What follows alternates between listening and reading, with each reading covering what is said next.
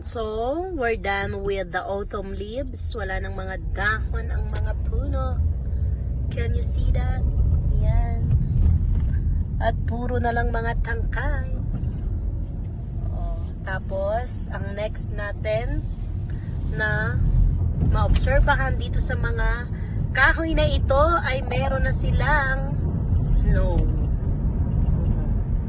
Magi-snow na ang next. So, ngayon ay puro mga sanga lang yan. Mga sanga ng mga kahoy, wala ng mga dahon. Kaya nakakatuwa ang surroundings dito sa Fujiyoshida Yamanashi. Kasi every Sunday iba-iba ang kalagayan ng paligid. See? So wala na ang mga dahon ng kahoy. This will be our last Sunday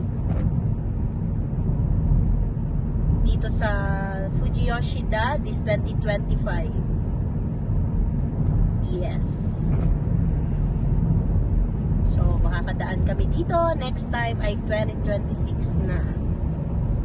Ang bilis ng panahon. Nakakatuwa. Dahil iba-iba ang itsura ng ating nadadaanan. Thank you, Lord.